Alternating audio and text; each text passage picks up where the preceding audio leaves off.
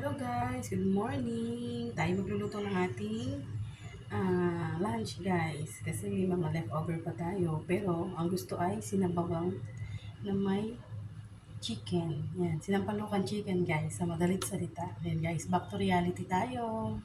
Luto na tayo guys. Nagbisa tayo ng gula at saka ng bawang. Yan, tayo ay back to reality. Gulay, nakuliyo sa silo. Bawang din sibuyas. Lumabas ang aroma.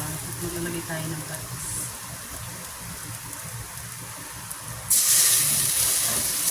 Matapos mo, lalagyan na natin ang ating chicken. Lalagyan natin ang chicken.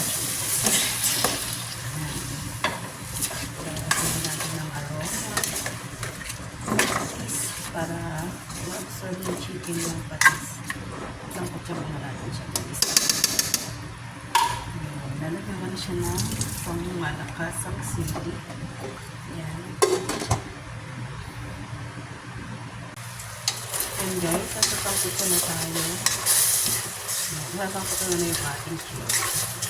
Sangkot siya pa rin natin guys. Sangkot siya na siya. Para matanggal yung lansa niya guys. Kasi kayong amoy man yung chicken nyo. Natatanggal yung amoy niya. Kaya dapat isasangkot nyo siya ng maigi. Para ma-absorb niya yung aroma ng inyong bawang sibuyas at saka ng luya. Okay guys. Isangkot siya pa rin natin. Takpan natin yun. Guys, ngayon pwede na tayo maglagay ng asin. Talagyan natin yung pang-asin yun guys. Ayan. Tansyahin muna natin guys. Huwag masyadong maasin. Diba, hindi naman maganda yung gawin. Dapat kailangan mo siyang tansyahin. And then, haluin mo pa rin para kumapit dun sa chicken yung asin niya. Yan guys. Pag ganyan na siya guys, lagyan natin siya ng sabaw. Para hindi naman siya matulog. Pagawin natin siya dyan. Guys, tingnan natin kung okay yung ating kung okay na yung timpla. Para back to reality tayo guys. Sarap daw ang sinampalukan chicken. Pampatanggal ng umay.